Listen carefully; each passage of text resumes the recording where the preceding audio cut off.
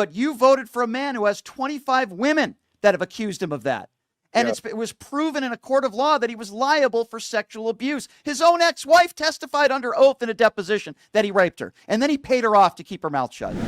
Two things. One, you made a comment yesterday that you watch Fox News sometimes because you want to hear what the other side is saying. And that's probably like word for word exactly why I watch your show. So just for your information, you have those people in your audience. Well, I appreciate that, Robert. I really do. Yeah. Thank you. Number two, more to the point of the show. So you said, I think it was probably like 20 minutes ago, that you weren't sure if Abrego Garcia was a U.S. citizen. I did some research. He's not a U.S. citizen. Where was that proven? Where was that proven? Was that proven in a court of law? Was that proven anywhere? When I say I'm not sure, Robert, the reason why I say that is we need to find out with evidence proven in a court of law. You see where I'm going with that, Robert?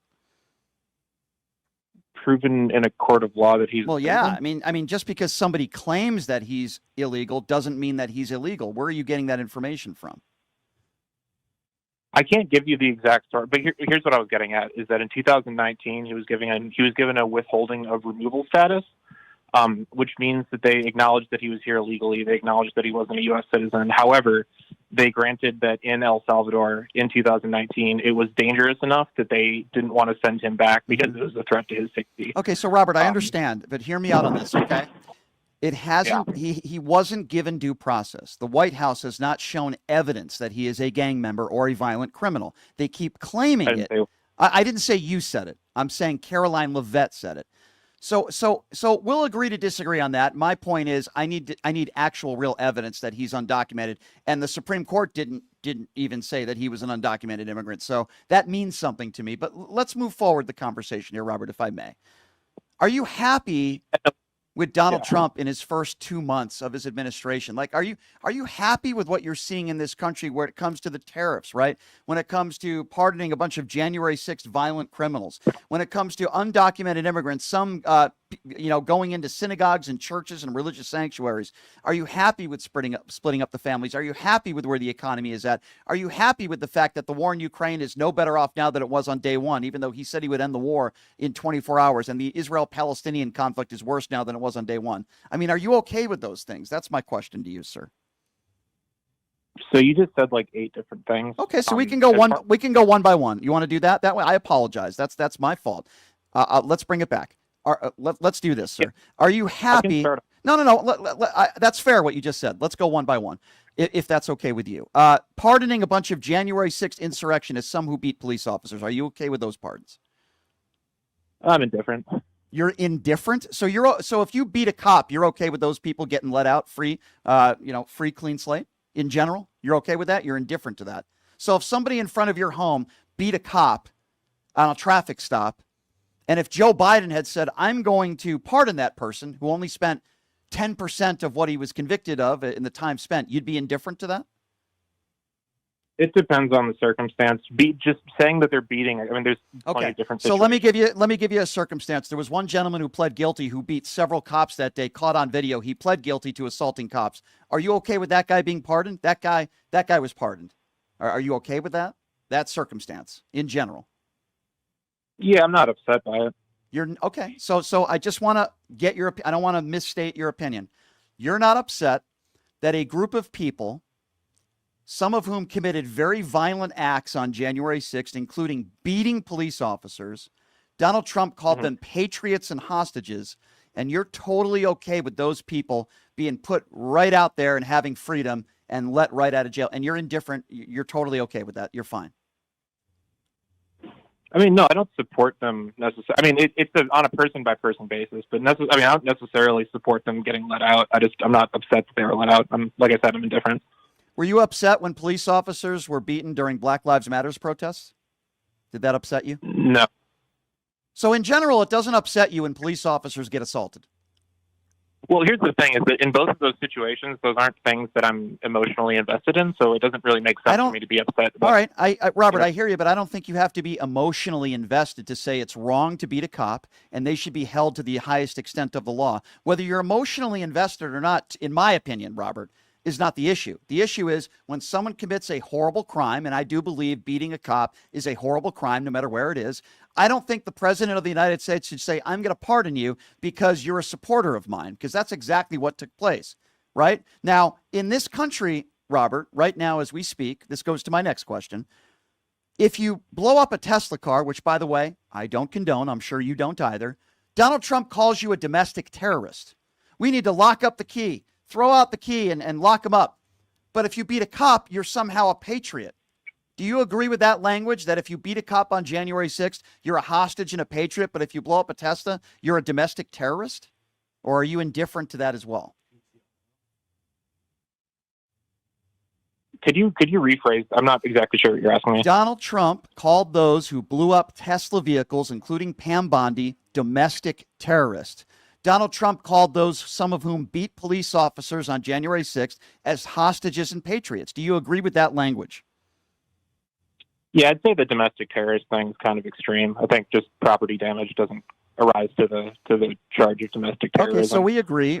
So Robert, we agree on that. Why do you think he called people who beat cops patriots and hostages? Why do you think he said that? I think we both know the answer to that because they're on his side, and that's kind of a no-brainer. And you would agree that's wrong, right? You would agree that's wrong. I think the charges, a lot of because I mean, the people who beat police, most of the people who got charged for January 6th, it wasn't for assaulting police officers. I'm not talking, but I'm not talking about those people. He generalized all the people as hostages and patriots. Now, correct me if I'm wrong. If you go in there when you're not allowed to be in there, you're breaking the law. That doesn't make you a patriot. If you Sure. chant out, hang Mike Pence, that doesn't make you a patriot. Destruction of property doesn't make you a patriot. Trying to overthrow a free and fair election doesn't make you a patriot. Beating cops doesn't make you a patriot. You would agree with me there, Robert? Yeah, here, I'll meet you in the middle. I'll say just for the people who assaulted police officers, I'm not talking about anyone else, it's probably fair for those people to face some sort of legal repercussions. Yeah, and thank you. So I agree, and that you're making my point for me. They did. They had their chance to defend themselves. Many of them were sentenced to long prison terms, and Donald Trump freed those people and pardoned them. So you're making my point for me. Are you okay with the fact that Donald Trump campaigned on he was going to end the war in 24 hours? And as you know, we are no near closer to ending this war in Ukraine now than we were on day one. In fact, Putin just executed a plan and killed a bunch of innocent people in a church. So when Donald Trump said he was going to end the war in 24 hours, is he just a liar? Or does that bother you when he said the war would be over in 24 hours? That's my question. Yeah, so I think both him and J.D. Vance, more J.D. Vance to be honest with you, I think both of them are, as someone who's pretty deeply invested in the war in Ukraine and supports Ukraine wholeheartedly, they're kind of I want to say misguided, but I guess they're kind of lacking education as far as the nuances of the conflict. So saying that any president saying that they could just end the war in 24 hours, like obviously, if you know anything about the conflict, that's not possible. That being said, I mean, I understand. So Robert, I agree with you. With respect, then why did you? With respect, then why did you vote for him then? He kept saying over and over, you seem like a smart guy. He kept saying over and over he was going to end the war in 20. Why would you vote for somebody like that? Who, as you just said, doesn't understand the nuances and how difficult this situation is? Why would you vote for him then? The situation on the southern border is more important than anything you just said. That's why. Okay, so you voted for him regardless of the 34 count felonies and the liable abuse and the fact that he doesn't even understand the nuances of this war and lying and blaming DEI for plane crashes. But you voted for him because of what's happening at the border. Is that a fair characterization? More or less, yeah. Okay, so what did he do in his first administration? We had millions of people that crossed the border illegally. He said he was going to build a wall, and Mexico's going to pay for it. I understand that illegal border crossings are lower now than they were on day one when he took office, but most of the people that are in this country illegally are not crossing the border. They're overstaying their visas. What has he done about that? Why does he only care, and why do MAGA supporters seem to only care about undocumented immigrants that cross the border illegally and not those that overstay their visas? Oh, yeah, by the way, we have more of a chance of being the victim of a crime from an American citizen than someone who is undocumented. You are aware of that, right?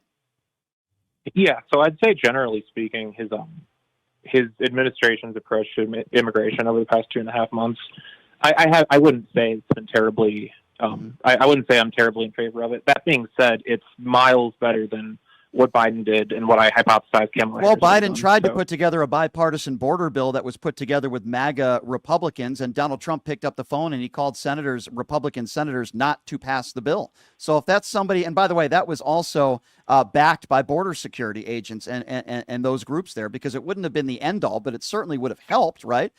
I guess I try to understand why somebody like you seem like a nice guy. Why you think that undocumented immigrants in this country is it's not the biggest issue. I think the biggest issue, in my personal opinion, is healthcare for Americans, inflation. What's his healthcare plan?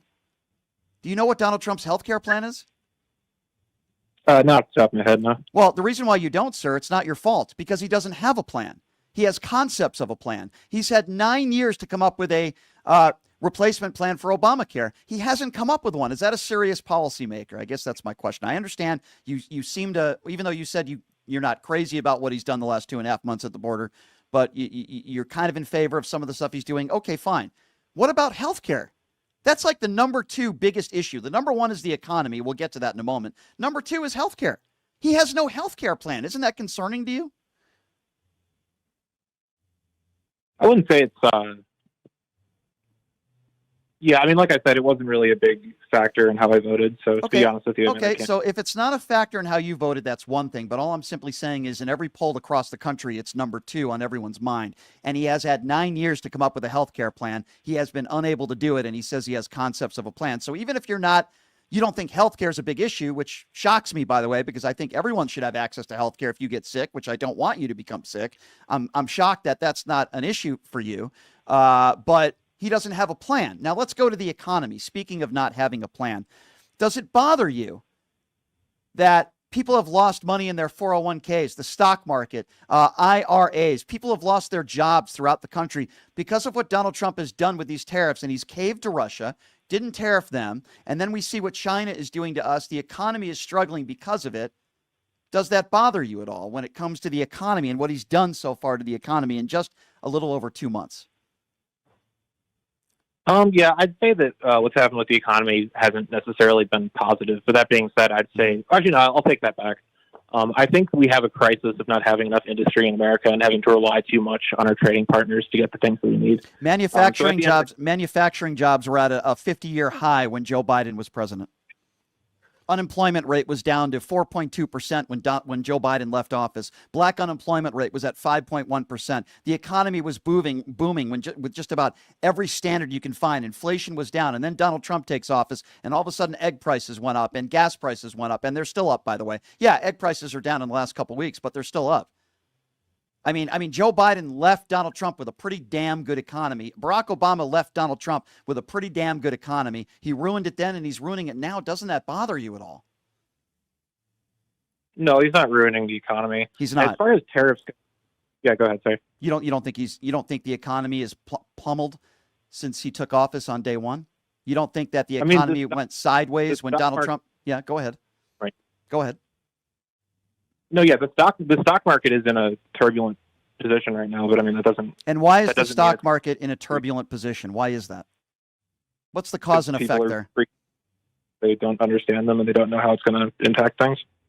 So you think it's because they don't understand them, and it has nothing to do with Donald Trump's tariffs and the American consumers paying more money for products that they need? You don't think it has anything to do with directly towards the tariffs and the 10% tariffs around the world and what's going on in China? You don't think it's a direct narrative to what Trump has done with tariffs? You think it's just people that don't understand the market? It's people reacting to tariffs, yeah. It's not just the tariffs. Well, of course, but I mean, you have brilliant economists all over the world that are saying we're headed towards a recession. I mean, I understand if you're in Donald Trump's administration, you're not going to say that, but people that are non-political, people that have worked at Harvard, people that have done this for decades, people that have done this show before that have said we are headed towards a recession. Doesn't that bother you? Yeah, I mean, it's not good to be in a recession, but at the same time, I think having as little reliance on international trade as possible should be, if not our top economic priority, one of our top economic priorities. I think it's a far cry between what you are saying and what Donald Trump has done with these 125% tariffs on China. Do you find it interesting, and does it bother you that he didn't decide to put any tariffs or implement any tariffs on Russia, and that he still blames Ukraine for the war? I mean, does that bother you, the behavior towards Vladimir Putin? No, that does 100% bother me, but at the same time, that's not a top issue in America right now, and I think we can both agree on that. Well, then Like, why did he campaign on it? Why did at every campaign stop he said he was going to end the war in 24 hours? And I would respectfully say that it is a big issue because it affects our economy. It might not be the number one issue. The number one issue is the economy, which you even agree. The stock market has tumbled. The Dow it's been like what? It was down like 2,100 points last week, and I know it had one day where it climbed. But the economy is number one on everyone's minds. That's in every poll. Okay, the economy is struggling. Even to some extent, we agree on that. And then the number two issue on everyone's minds, even though it's not on your mind, is healthcare. He has no replacement plan for healthcare. And then we get into abortion, right? And then we get into a woman's right to choose, which I don't even know what your opinions are on that. But because of Donald Trump, we could get into it, sir. Because of Donald Trump, in half the country, it's illegal for a woman to have an abortion, and in some cases, no exceptions for incest and assault. Are you okay with that? That's the number three issue in just about every poll across the country. And I understand it might not be your top issue, but I still want to get your opinion on it. Are you okay with the fact that geography should have a place over a woman's body? That if a woman is sexually assaulted, she has to go to another state to have a legal abortion? Are you comfortable with that? It should be illegal to kill an unborn child in all 50 states. So that's your opinion. Okay. I respectfully disagree with you, but here's the difference, right? I'm not going to tell you what to do. If you want to have 100 babies, you can go ahead and you can do that. But why is it that you want to tell all women what to do with their bodies? Well, you're framing it disingenuously. It's not a women's issue. It's an issue of the people who are yet to be born, who don't have a... It's a woman's issue because she's the one that carries the baby. So you're telling me that if a woman is the victim of a sexual assault, that you would want her to force her to have that baby? Is that your opinion? In all 50 states, if a 13-year-old girl, God forbid, sadly it does happen, is the victim of sexual abuse, that you are okay with forcing that 13-year-old to have that baby? Let's start with the most extreme. Are you okay with that? Yeah, life begins at conception. Okay, got you. So if a young teenager is the victim of a sexual assault, in your eyes, that they should be forced to have that baby? Well, first off, the person who committed the sexual assault should be put to death. And I don't think there's anyone on the left in America who's okay. So let's go with that for a moment. You don't like men who sexually assault women. Is that a fair characterization? You seem like a nice guy. We agree. Is that a fair characterization? If you sexually abuse a woman, you should be in jail for the rest of your life. Can we agree on that? If you rape someone, you should be executed. What about sexual abuse? I mean, most people would characterize that as the word that you just mentioned. What about sexually abusing? Yeah, we agree on that, right? Then why would you vote for a liable sexual abuser, proven in a court of law? Why would you vote for a guy who has been accused of rape or sexual assault of over 25 women, including his ex-wife in court documents, who said in a deposition under oath that Donald Trump raped her? If you think that a rapist should get life in prison, then why would you vote for somebody like that with that history, sir, with respect? So two things. Number one, as far as the research I've done, I haven't been convinced that Trump is guilty of the things he just said. Okay, but I don't know what research you did, but guess what? The jurors saw a lot more evidence than you did. So you can say that you did your research, and that's fine, sir. That's okay. But the bottom line is, no matter what research you do or did, he's still a liable sexual abuser. And he's the guy who bragged about going into teenage locker rooms on the Howard Stern show, bragging sexually about going in there watching women getting naked. You and I agree. Sexual assault is horrible. We agree fundamentally. I think you should be in jail for the rest of your life if you're convicted. I agree. But you voted for a man who has 25 women that have accused him of that. And it was proven in a court of law that he was liable for sexual abuse. His own ex-wife testified under oath in a deposition that he raped her. And then he paid her off to keep her mouth shut. But I've done my research too, sir. Donald Trump's a really bad dude. And I know I'm not going to convince you here, okay? But I'm trying to understand because you seem like a nice guy, and I agree with you when it comes to that type of crime. It's very serious. We agree. And then you say, well, I did my own research, but what about the 25 women lying too? Was his ex-wife lying? That's my question to you. Do you think they're all liars, sir? No, that's what I just said, is that I don't know if they're lying or if they're telling the truth. That's why I don't You don't That's why I know. preface that. Okay, I what haven't about seen Bill conclusive- Cosby? Do you think Bill Cosby ever did that to a woman, or you don't know? Would you say the same thing about Bill Cosby? Didn't they let him? Didn't they release him? Yeah, because there was an error made by the prosecution, but he was still found guilty. The reason why I bring him up is you could say you don't know because, quote, we weren't there or something of that nature. But the bottom line is Donald Trump is a liable abuser. Donald Trump has 25 women that have accused him of that, of sexual assault.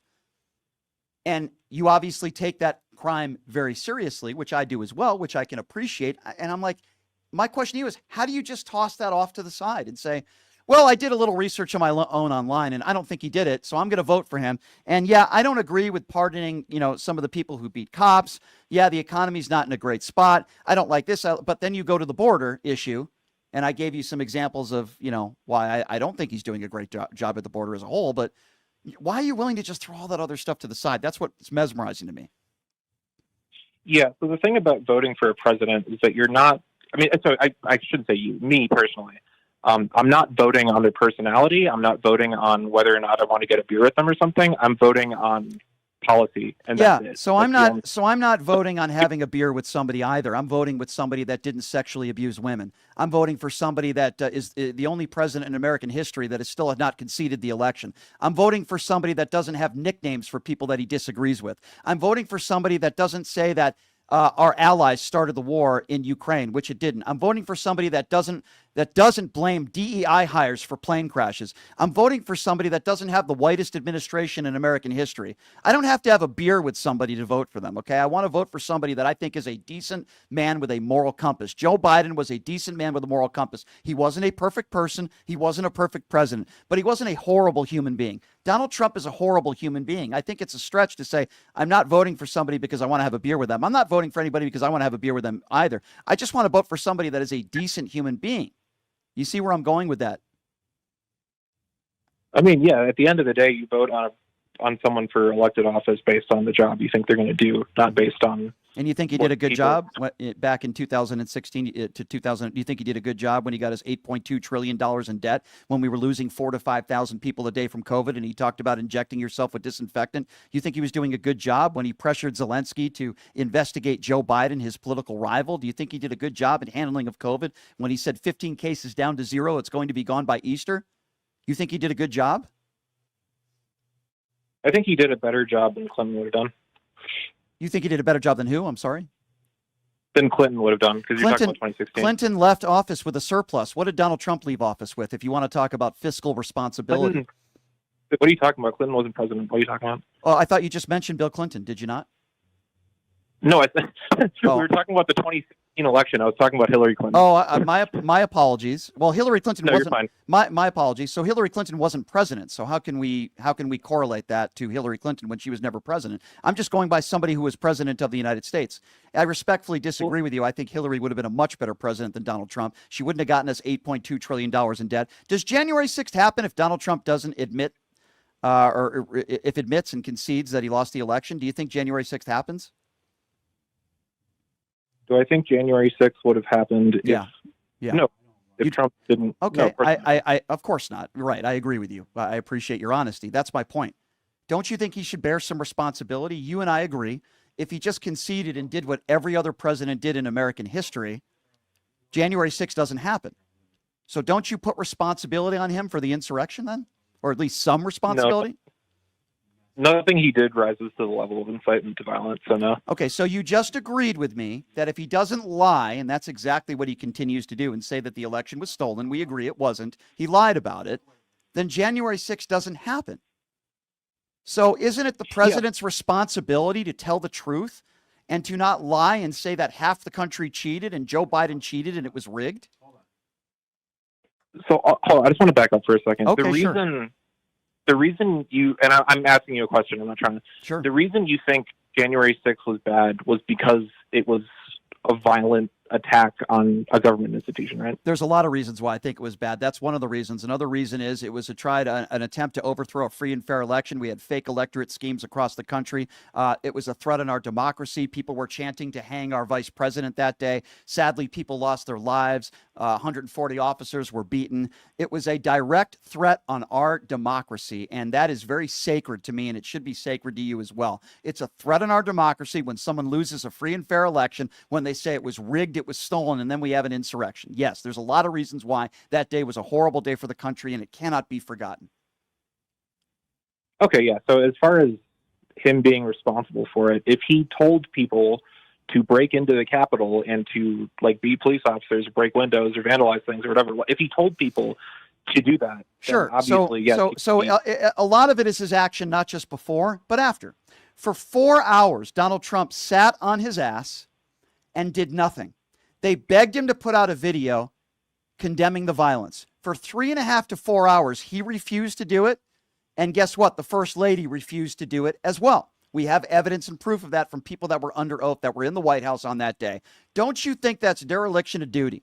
When we have that mass carnage going on in violence and the president sits on his ass watching Fox News, which we were told under oath that that's what he was doing, and he was asked multiple times by members of his administration to put out a video to condemn the violence, and he didn't do it until 3.5 to 4 hours later. Isn't that dereliction of duty?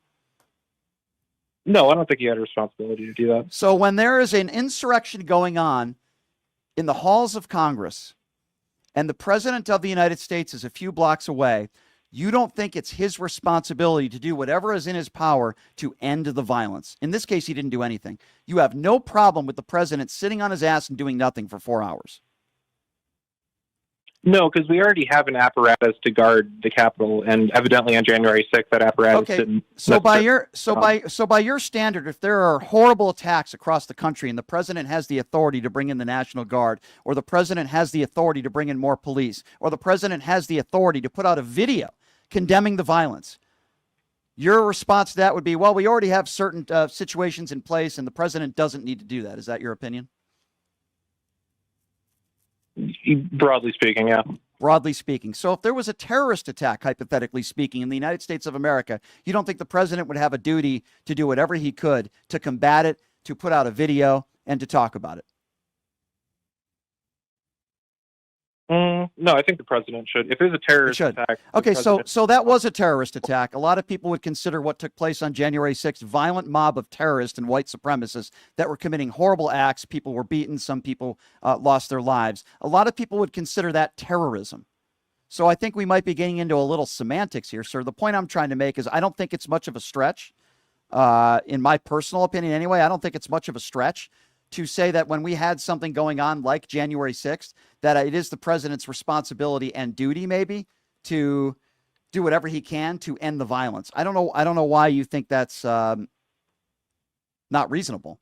You don't think that's reasonable of me to ask our president? Well,